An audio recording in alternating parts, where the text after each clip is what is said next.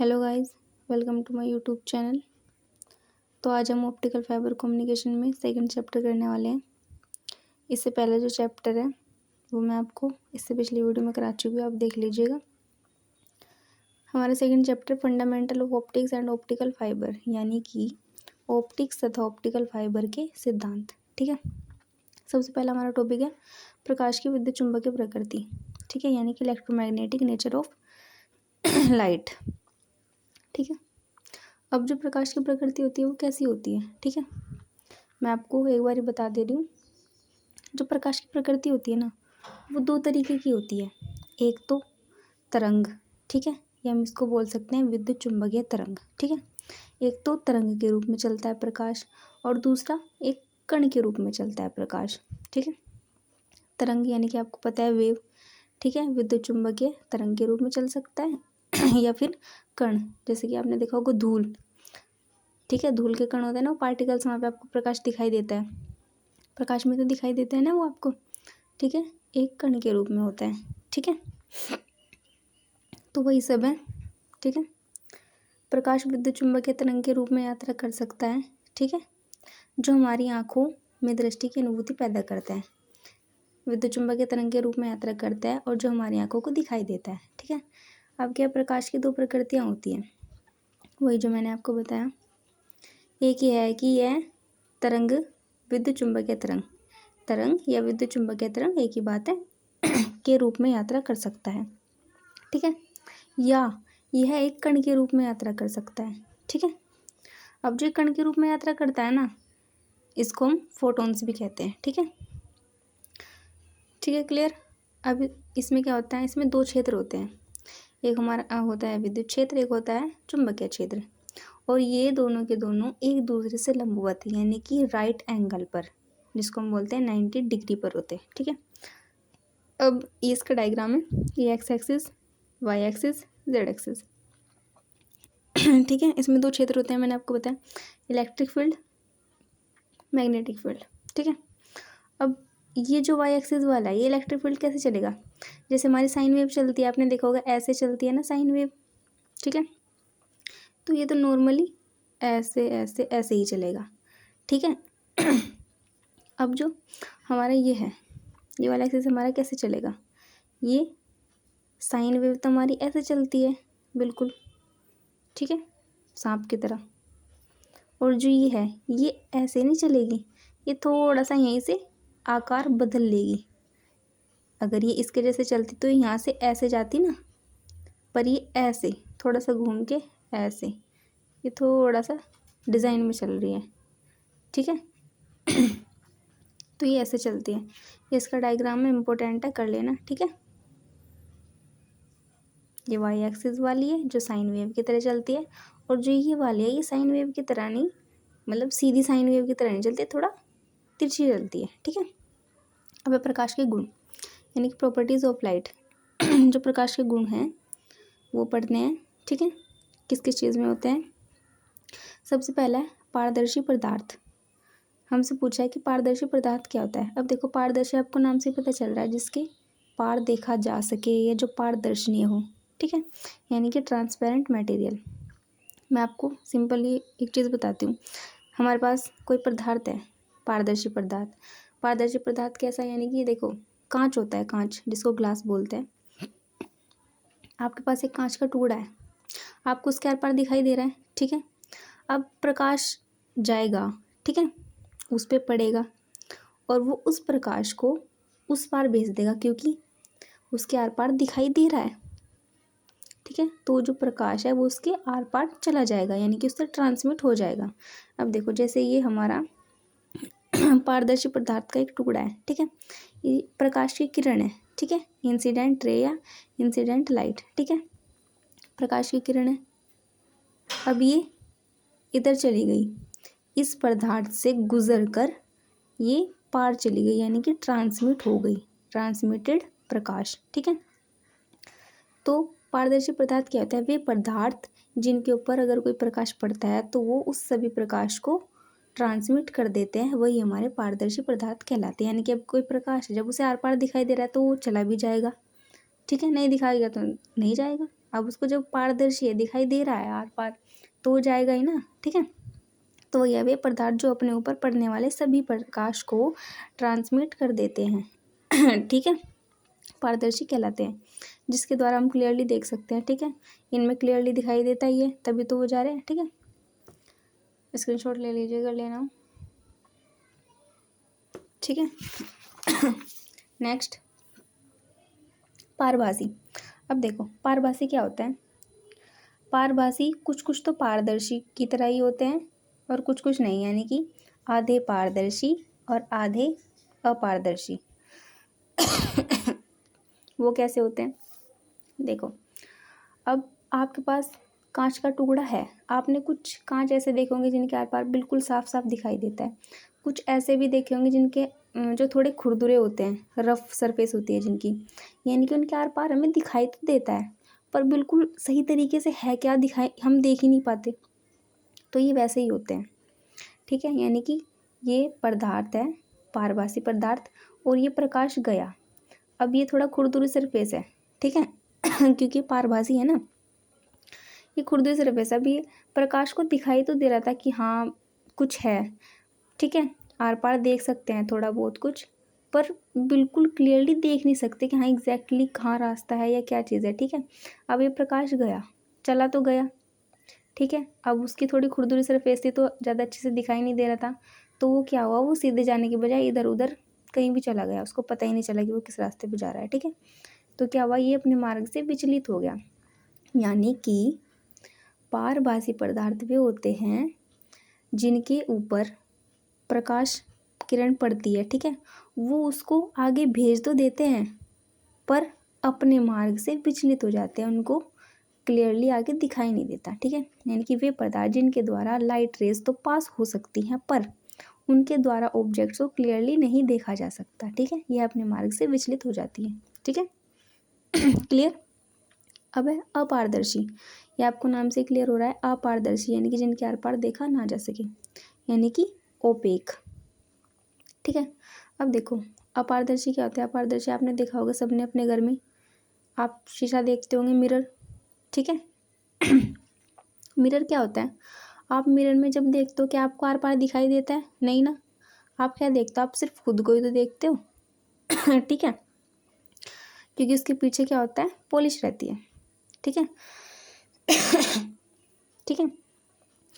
यानी कि जब हम उसमें कुछ देखते हैं तो हमें उसमें आर पार का नहीं दिखाई देता, जो उसके सामने होता है सिर्फ वही दिखाई देता है, यानी कि अगर हम उसके सामने खड़े तो हम ही दिखाई देंगे, आर पार तो नहीं दिखाई देता आपको शीशे में जब आप देखते हो, ठीक है। तो ओपेक वही होते हैं। अपारदर्शी वे पदार्थ जो रेज को ट्रांसमिट करने में असमर्थ होते हैं, ठीक है जब आर पार कुछ दिखेगा ही नहीं तो ट्रांसमिट करेंगे ही कहाँ से, ठीक है। वे पदार्थ जो रेज को ट्रांसमिट करने में असमर्थ होते हैं, यानी कि ट्रांसमिट कर नहीं पाते, ठीक है, अपारदर्शी कहलाते हैं। ये अपने ऊपर पड़ने वाले सारे सारे प्रकाश को क्या होते हैं, सोख लेते हैं, ठीक है। अब देखो मिरर होता है, आर पार तो हमें जा नहीं सकता, जो प्रकाश वो कैच करता है ना वो अपने अंदर इसको सोख लेता है, ठीक है, एब्जॉर्ब कर लेता है, ठीक है, ठीक है इतना। अब है प्रतिबिंब, ठीक है। अब ये ना दो चीज़ होती हैं, ठीक है, आपकी बुक में एक चीज़ दी थी पर मैंने आपको पूरा डिटेल में कराया है। एक तो होता है परावर्तन, एक होता है अपवर्तन, ठीक है सबसे पहले देखते हैं हम परावर्तन, जिसको हम बोलते हैं रिफ्लेक्शन, ठीक है, आपने पढ़ा भी होगा परावर्तन यानी कि रिफ्लेक्शन, ठीक है। अब देखो मैं आपको सबसे पहले डायग्राम समझाती हूँ ताकि आपको और अच्छे से समझ आ सके जब आप पढ़ो, ठीक है। ये एक सरफेस है, ठीक है, इसके एक तरफ हमने क्या किया है, पॉलिश की है या पेंट किया है, ठीक है, ये दिखाई दे रहा है ना जो, ये बीच में क्या होता है, अभिलंब, जिसको हम नॉर्मल भी बोलते हैं, ठीक है। अब ये सरफेस है, एक साइड पे हमने इसकी पेंट किया हुआ है, अभी क्या ये किरण आई, ठीक है, आपतित किरण, यानी कि जो इधर से आ रही है, ठीक है, आपतित किरण आई, इस सरफेस से टकराई, ये ऐसे आई, यहाँ पर गिरी, पर इसके इधर तो पेंट है ना, जैसे शीशे पे होता है, तो आर पार तो जा नहीं सकती, ये टकरा के क्या हुआ, ऐसे चली गई, यहाँ से आई टकराई और जहाँ से टकराई और ऐसे मुड़ी, ये बीच में जो पॉइंट बना ना, यहाँ से जो हमारा सीधा सीधा बिंदु होता है इसको हम अभिलंब यानी कि नॉर्मल बोलते हैं। ये आई टकरा के ऐसे चली गई यानी कि परावर्तित हो गई।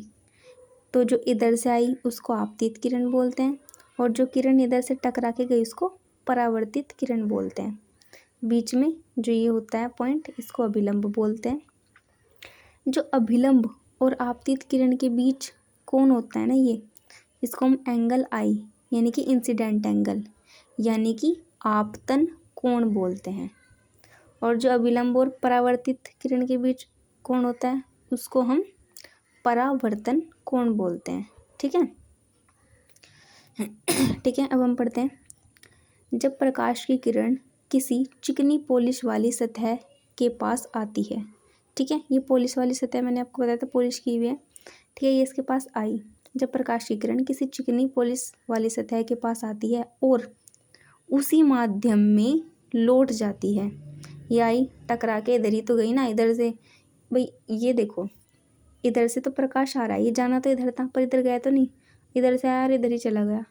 ठीक है, ठीक है, और वापस उसी माध्यम में लौट जाती है जिसे प्रकाश का परावर्तन कहते हैं। ठीक है, तो प्रकाश का परावर्तन क्या होता है, कोई भी चिकनी पॉलिश वाली सतह है उस पर कोई किरण आई और उसी माध्यम में टकरा कर लौट गई, ठीक है, यानी कि परावर्तित हो गई, इसी को हम प्रकाश का परावर्तन कहते हैं। जो आई वो आपतित किरण, जो टकराई वो परावर्तित किरण। ठीक है, ये एंगल आई, ये एंगल आर, ठीक है, बीच में विलंब। अब इसका नियम क्या है, इसमें दो नियम है।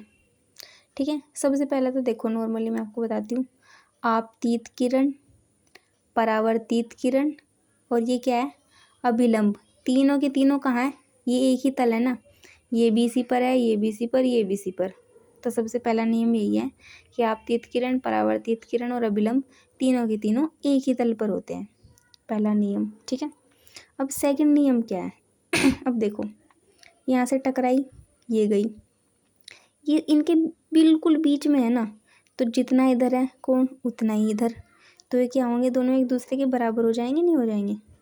तो इसमें क्या होगा, आपतन कोण और परावर्तन कोण बराबर होते हैं। ठीक है, आपतन कोण और परावर्तन कोण हमेशा बराबर होते हैं, यानी कि एंगल आई बराबर एंगल आर।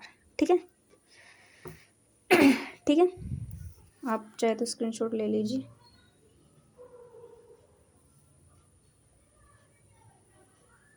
ठीक है,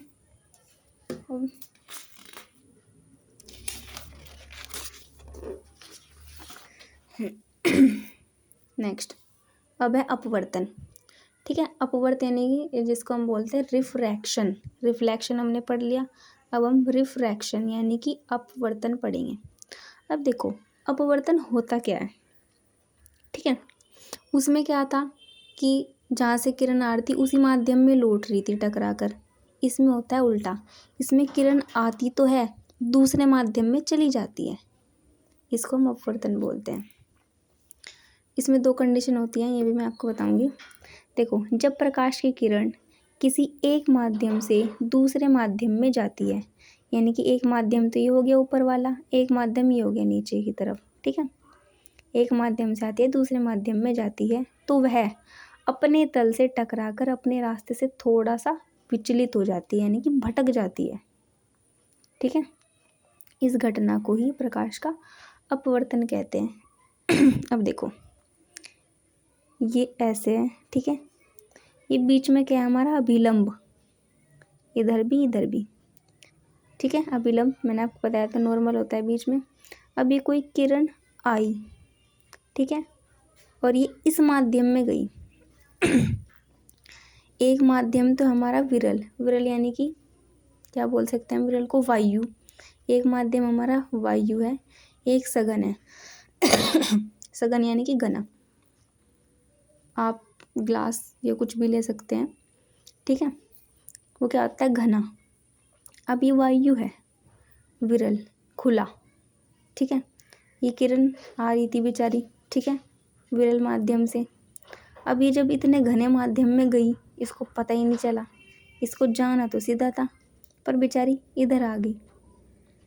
अब क्या हुआ, ये विरल माध्यम यानी कि विरल है, यानी कि खुला, बिल्कुल विरल, तो ये आज़ाद है। और यह सघन यानी कि घना, भीड़ भाड़ है, तो ये इधर हो गई। इसको एक सीधा जाना था, पर ये सीधा नहीं गई, ये अभिलंब की तरफ आ गई। ठीक है, जाना था इसको सीधा, पर ये अभिलंब की तरफ झुक गई। यानी कि जब कोई भी किरण विरल से सघन माध्यम में जाती है तो वो अभिलंब की तरफ झुक जाती है। ठीक है, और ये सब हमारा क्या होता है, अपवर्तन। ठीक है, ये एंगल आई होता है जो अभिलंब और आपतित किरण के बीच होता है, और जो अभिलंब और परावर्तित किरण के बीच होता है वो हमारा एंगल आर होता है। ठीक है उसमें क्या था, हमारी परावर्तित किरण इधर थी, पर इसमें तो हमारी परावर्तित किरण यहाँ पे है ना, तो एंगल आर यहाँ पे होगा। ठीक है, अब जैसे ये है, बीच में अभिलंब है एन यानी कि नॉर्मल, और ये है, अब यहाँ पे ऊपर क्या था, विरल माध्यम, और यहाँ पे क्या है, सघन माध्यम। अब सघन मान लो इसके पापा। ठीक है, और ये आ रही किरण, ये है इसके पापा या इसकी मम्मी बोल लो, पापा की तो परियां होती हैं। ठीक है, अब ये है किरण, ये इसकी मम्मी या भाई, सगन। ठीक है, अब ये घर में थी ऐसे, ये आई, अब ये निकली बाहर, अब इसको दिखा विरल यानी कि खुला आसमान, बिल्कुल खुला खुला, तो ये क्या हुआ, पापा की परी बन गई। पहले तो ये बिल्कुल सेंटर में थी, अभी सेंटर भी नहीं रही, अभी क्या बन गई, पापा की परी। विरल माध्यम में आई ना, तो ये क्या हो गई, उड़ गई। इसको जाना इधर था, ये क्या हुई, उड़ने लगी। तो ये यानी कि जब सघन माध्यम से विरल माध्यम में जाती है तो जो किरण होती है ना, ये अभिलंब से दूर चली जाती है। ठीक है, अब क्यों रहेगी भाई ये घर में, अब तो बाहर आ गई, पापा की परी बनेगी, अब तो दूर दूर जाएगी। ठीक है और मैंने आपको बताया जो आपतित किरण और अभिलंब के बीच में एंगल होता है वो एंगल आई, और जो परावर्तित किरण और अभिलंब के बीच में होता है वो एंगल आर। ठीक है यानी कि जब खुला माध्यम हो गया विरल यानी कि बिल्कुल खुला उसके लिए, तब तो वो आज़ाद है। ठीक है, चल रही है बेचारी मज़े में, और जब इसको दिखा सघन, बिल्कुल घना, तो वो क्या हुआ, अभिलंब की तरफ चली गई। तब नहीं वो सीधी गई, जाना तो उसके ऐसे था, पर वो इधर मुड़ गई बेचारी।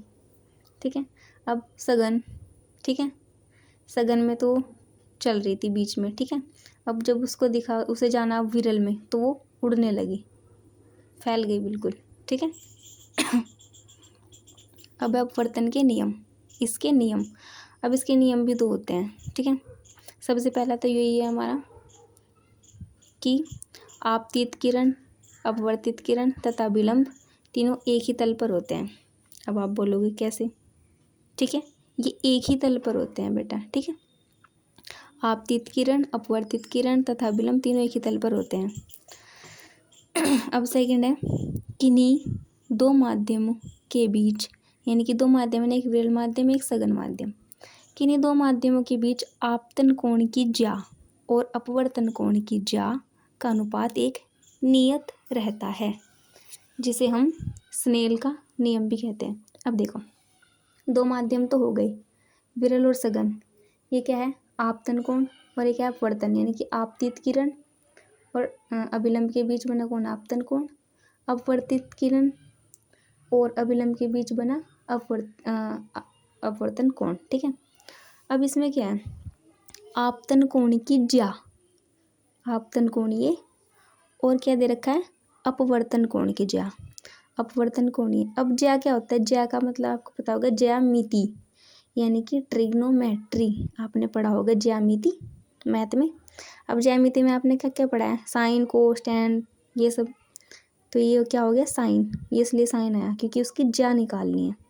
ठीक है, angle i upon angle r, sine आएगा, sine i upon sine r is equals to n, यानी कि एक नियत, यानी कि नियतांक है ये, यह एक नियत होता है, इसे स्नेल का नियम भी कहते हैं। ठीक है, अब क्या होता है, डिफ्यूज़न, डिफ्यूज़न यानी कि फैलाव, जिसको हम बोलते हैं प्रसार।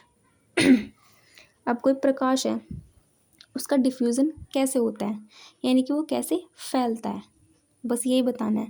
मैंने आपको इसमें कोई डेफिनेशन नहीं लिखवाई क्योंकि इतना आप खुद भी कर लेंगे। अब देखो, ये दो तरीके से होता है, ये कोई सतह है हमारी, अब कोई सतह है सीधी, ठीक है, अब उस पर प्रकाश गया, ठीक है, वो टकरा के सीधा जाएगा। ये प्रकाश आया, टकरा के सीधा गया, प्रकाश आया, टकरा के सीधा गया, आया और टकरा के सीधा गया, ठीक है। जब इसकी सतह क्या होगी, सीधी। और दूसरा क्या है, मान लीजिए आपकी कोई सतह है टेढ़ी मेढ़ी, जब उस पर प्रकाश आएगा तो वो कैसे जाएगा, जब सतह टेढ़ी है तो ये भी टेढ़ा मेढ़ा ही जाएगा, ठीक है ना। सतह टेढ़ी मेढ़ी है तो प्रकाश जब टकराएगा फिर टेढ़ा मेढ़ा जाएगा। देखो जैसे ये किरण है, इसको ऐसे जाना चाहिए था ना, ये गई ऐसे, ये गई ऐसे, ये गई ऐसे और ये गई ऐसे, ठीक है। ये सिर्फ सतह पर डिपेंड करता है, यानी कि प्रकाश का फैलाव जैसी सतह होगी उसी हिसाब से फैलेगा, ठीक है। आप जो स्क्रीनशॉट ले लीजिए, ठीक है। अब है नेक्स्ट ऑप्टिकल संचार के मूल सिद्धांत, ठीक है, यानी कि basic principle of optical communication, ठीक है। अब मैं आपको फटाफट ये टॉपिक कराती हूँ। ऑप्टिकल संचार के जो मूल सिद्धांत है वो है क्या। ऑप्टिकल संचार के मूल सिद्धांत में सिर्फ वही बताना है कि हम इस विधि का कहाँ यूज़ करते हैं, कैसे कैसे यूज़ करते हैं, वो सब, ठीक है। ऑप्टिकल फाइबर कम्युनिकेशन वह विधि है जिसके द्वारा सूचना को ऑप्टिकल कैरियर तरंगों की सहायता से एक स्थान से दूसरे स्थान पर भेजा जाता है। मैंने फर्स्ट चैप्टर में आपको बताया था ऑप्टिकल फाइबर कम्युनिकेशन के बारे में, ठीक है। यह वह विधि होती है जिसमें हम क्या करते हैं, हमें कोई सूचना भेजनी है, हम किसके द्वारा भेजते हैं, ऑप्टिकल कैरियर के। आपने देखे होंगे ऑप्टिकल फाइबर वायर, ठीक है, ठीक है। उन ऑप्टिकल कैरियर तरंगों की सहायता से हम एक स्थान से दूसरे स्थान पर सूचना को भेजते हैं, यानी कि आदान प्रदान करते हैं, यही है सिर्फ, ठीक है।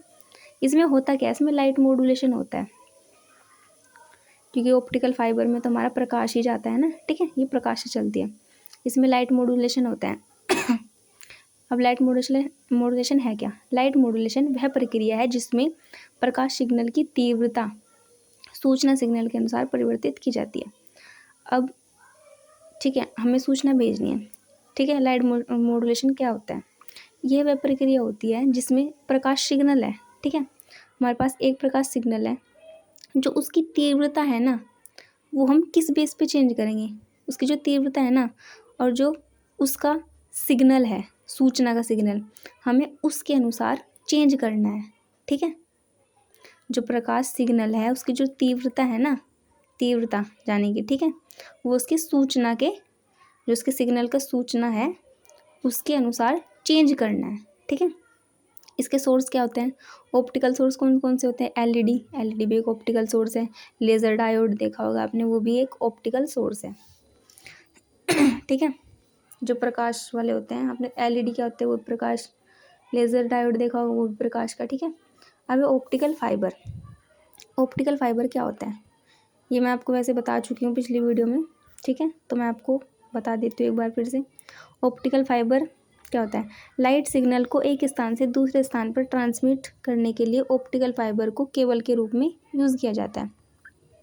अब हमें किसी भी सूचना को एक स्थान से दूसरे स्थान पर भेजना है ना, तो हम क्या करें, वहाँ पे हम ऑप्टिकल फाइबर का यूज़ करेंगे, उसके द्वारा हम, जो ऑप्टिकल फाइबर केबल होता है उसके द्वारा हम सूचना को आदान प्रदान करते हैं, ये ट्रांसमिट करते हैं, ठीक है, ये वही सब है, ठीक है।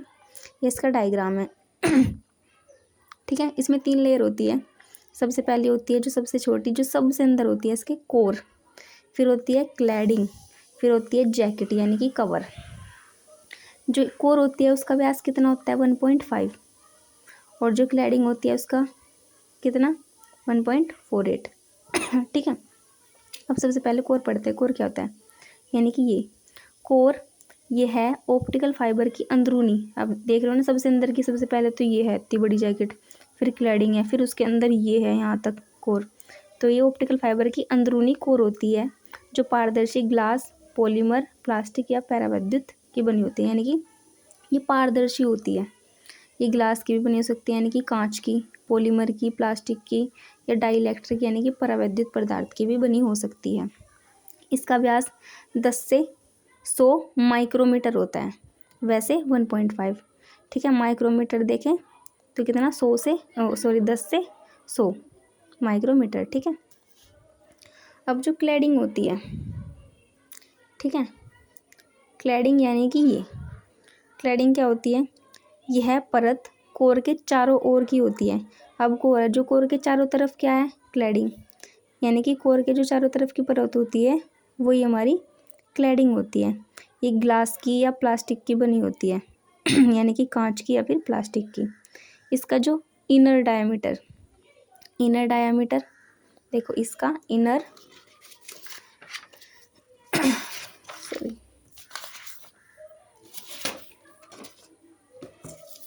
इसका इनर डायामीटर, ठीक है, तथा आउटर डायामीटर यानी कि व्यास। अब डायामीटर कौन सा, देखो ये एक अंदरूनी और एक बाहर का, एक तो ये वाला और ये इसके अंदर ही तो है ना, और ये एक बाहर का, यानी कि जो इसका अंदर का और जो बाहर का इसका डायामीटर होता है ना, वो कितना कितना होता है, 100 माइक्रोमीटर और 420 माइक्रोमीटर। यानी कि जो अंदर वाला होता है वो तो 100 का होता है, जो बाहर वाला डायमीटर यानी कि बाहर वाला व्यास होता है वो 420 माइक्रोमीटर का होता है, ठीक है। क्लैडिंग का अपवर्तनांक μ2 है, ठीक है। कोर का अपवर्तनांक μ1 μ2 आपने देखा होगा ना, इसके अपवर्तनांक है, ठीक है। अब क्या, प्लास्टिक जैकेट। अब आपको पता है जो प्लास्टिक जैकेट होती है, इसका जैकेट का काम क्या होता है, बचाना, सुरक्षा करना। ऑप्टिकल फाइबर को सुरक्षा तथा मजबूती प्रदान करने के लिए इसका यूज़ करते हैं।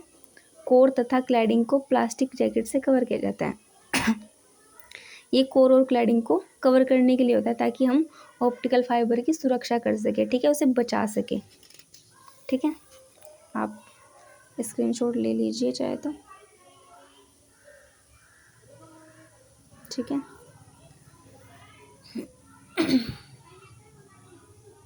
ठीक है,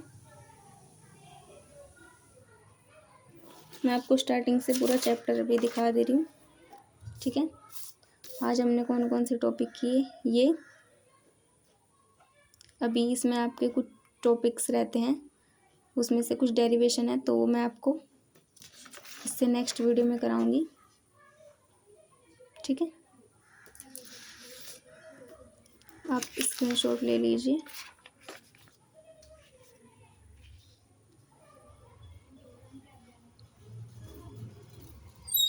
ठीक है।